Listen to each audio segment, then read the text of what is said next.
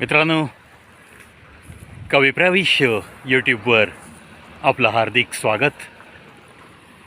Israel आणि Hamas 7 ऑक्टोबरला Hamas या संघटनेच्या अतिरेक्यांनी इस्रायलवर हल्ला केला आणि अनेक सिव्हिलियन लोकांची त्यांनी छळवणूक केली, त्यांना गोळ्या घातल्या, लहान मुलांनासुद्धा अक्षरशः कापून काढलं.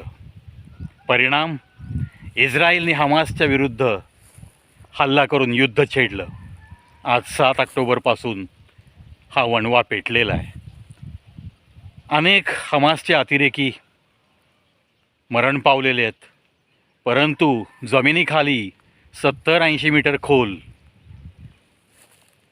भुयारांचं जाळं निर्माण करून जवळपास 1300 भुयारं आहेत असं आपल्या निदर्शनास आलेलं आहे.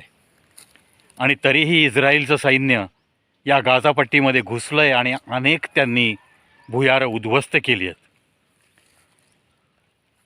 अतिशय म्हणजे घृणास्पद गोष्टी केल्यानंतर हा हमासचे अतिरेकी त्या भुयारातनं बाहेर येऊन गनिमी काव्याने टँकवर रॉकेट सोडायचं आणि पळून जायचं, अशा पद्धतीने त्यांनी इस्रायलला खूप सतावलं आहे.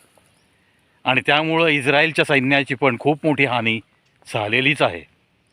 आता या हमास, हिजबुल्ला, इसिस या ज्या संघटना आहेत यांना कुठून तरी फंडिंग होतं आहे.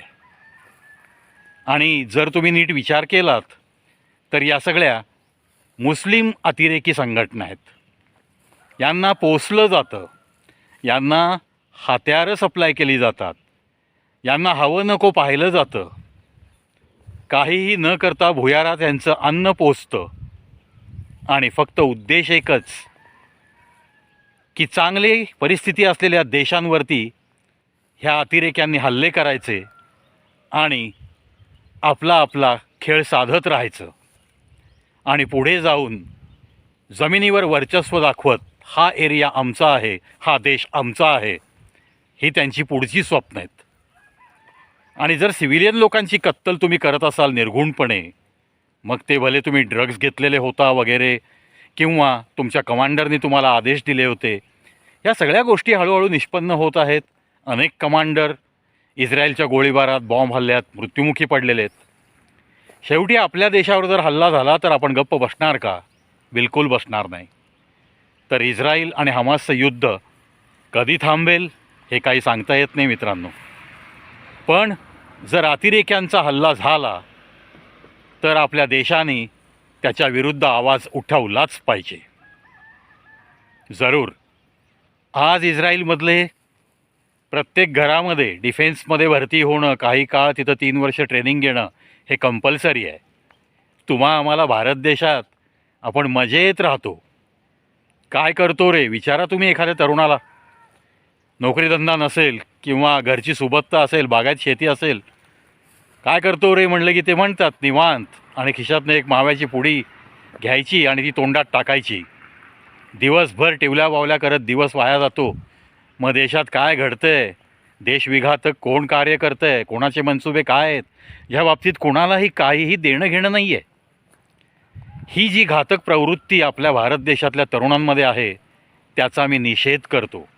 अरे या इस्रायल आणि हमासच्या युद्धावरनं इस्रायलमधला पिक्चरमध्ये काम करणारा हिरोसुद्धा युद्धाची ठिणगी भडकली हे कळल्यावर सगळी कामं सोडून तो सैन्याचा वेश त्यांनी परिधान केला आणि तो या सगळ्या सैन्याच्या सोबत हमासच्या विरुद्ध लढायला गेला, युद्धभूमीवर गेला. हे असतं देशप्रेम. चला, मी अपेक्षा एकच करतो, जगामध्ये शांतता हवी आहे. ह्या इस्रायल आणि हमासच्या युद्धाचं निमित्त होऊन आज लेबनॉनकडनं इस्रायलवर हल्ला होतो आहे. आज हिजबुल्लासारखी संघटना मध्ये पडती आहे. उद्या इराण त्यांना सपोर्ट करेल, रशिया करेल, आणि इकडे इस्रायलला अमेरिका सपोर्ट करते, इतर राष्ट्र सपोर्ट करतील. परिणाम काय होणार आहे? परिणाम याचा एकच होईल की तिसरं महायुद्ध जर भडकलं तर माझ्या बॅकग्राऊंडला जे काही तुमच्या टँक वगैरे दिसत आहेत, हे टँक घेऊन जाणारे सैनिक तर मरूनच जातील, अनेक कुटुंब उद्ध्वस्त होतील. आणि जर ह्याच्यातून तिसरं महायुद्ध घडलं तर किती देश या युद्धात ओढले जातील. आणि मग यातून जर परमाणू हल्ल्याचा उपयोग केला गेला तर मात्र आपल्या मानवजातीलाच हे संकट आहे. हा व्हिडिओ करण्याचा उद्देशच तो आहे की जगामध्ये शांतता प्रस्थापित व्हावी, ही एकच प्रार्थना मी करतो आहे. जे चुकलेत, जे अतिरेकी आहेत, जे अतिरेकी संघटन चालवत आहेत आणि जे आपल्या सामान्य माणसाचं जगणं हराम करत आहेत, त्या संघटना सगळ्या संपल्या पाहिजेत. मी तर म्हणतो असंच सगळ्या राष्ट्रांची एकी व्हावी आणि या सगळ्या अतिरेकी संघटना आणि फंडिंग करणारे पण नालायक लोक या पृथ्वीवरनं संपले तर ठीक आहे. अदरवाईज या पृथ्वीचं भवितव्य या अशा माणसांच्या हातात गेलं. चुकून जर परमाणूचा स्टॉक ज्या देशाकडं आहे तो देश जर अशा अतिरेकी संघटनांच्या ताब्यात गेला तर तुम्हाला माहिती आहे, एक बटन दाबलं की परमाणू हत्यारं रिलीज होतील आणि या पृथ्वीचा सर्वनाश व्हायला वेळ लागणार नाही. चला, असं काही घडू नये याच अपेक्षा आपण बाळगूयात. इस्रायल, हमास अतिरेकी संघटनांच्या विरुद्ध जे काही युद्ध पुकारतील देश, त्या प्रत्येक देशाच्या बाजूनी प्रत्येक सामान्य देशाने, प्रामाणिक देशाने उभारलंच पाहिजे. हा अतिरेकी संघटन हा शब्दच पूर्णपणे नामशेष झाला पाहिजे, याच अपेक्षेसह थांबतो. मित्रांनो, तुम्हाला बॅकग्राऊंडला मी मुद्दाम हा युद्धाचा व्हिडिओ आहे म्हणून काही फायटर जेटची प्रतिकृती, काही टँक इथे माझ्या बॅकग्राऊंडला मी तुम्हाला मुद्दाम दाखवतो आहे. चला, आशा करूयात प्रत्येक सैनिक हा देशाच्या रक्षणासाठी बांधील असतो, पण कोणालाही युद्धभूमीमध्ये जाऊन उगीच या फालतू अतिरेकी संघटनांच्या विरुद्ध युद्ध करताना मरण नाही आलं पाहिजे. ठीक आहे, देशाचं रक्षण करताना युद्धभूमीवर मरण आलं ते प्रत्येक सैनिकाला खूपच ते छान वाटत असतं. त्याचं स्वप्न साकार झाल्याच्या आनंदात तो शेवटचा श्वास युद्धभूमीवर घेत असतो.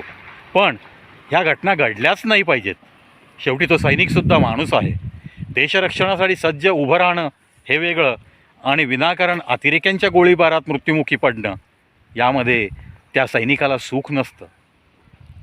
मित्रांनो, घर कोणाचंही उद्ध्वस्त होऊ नये आणि देश कोणताही उद्ध्वस्त नाही झाला पाहिजे. निरपराध लोक, पॅलेस्टिनियन लोक जे निरपराध आहेत, जे मारले गेलेत, त्याला कारणीभूत आहे कारण त्यांची संगत या हमासची होती. शाळांच्या खाली, हॉस्पिटलच्या खाली जर तुमचे या सैनिकांचे, अतिरेक्यांचे बंकर असतील आणि जर हॉस्पिटल आणि मग शाळा या भरडल्या जाणारच ना, तर सामंजस्याने या सगळ्या गोष्टींचा प्रत्येक देशाने विचार करावा. आणि या 1300 सुरुंगामध्ये 1300 भुयारं जी 80 मीटर जमिनीपासून खोल खणून तिथं वस्ती निर्माण केली होती त्यांनी, आणि तिथून ते हल्ला करत आहेत, शस्त्र जमवत आहेत, हे सगळे व्हिडिओ इस्रायलनी रिलीज केलेले आहेत. त्यामुळं चूक कोणाची आहे आणि कोण कोणत्या प्रवृत्तीने वागतं आहे हे सुद्धा जगजाहीर झालं आहे. चांगल्या माणसांना चांगल्या पद्धतीने जगण्याचा अधिकार आहे आणि तो त्यांना मिळवता आला पाहिजे. म्हणून प्रत्येकाने शांततेने नांदलं पाहिजे, इतकीच अपेक्षा करतो आणि एवढीच देवाकडे प्रार्थना करतो की या भडक्यातनं कधीही तिसरं महायुद्ध होऊ नये आणि सामान्य माणसं या पृथ्वीवरून नष्ट होऊ नयेत, हीच एक प्रार्थना. जय हिंद, जय भारत.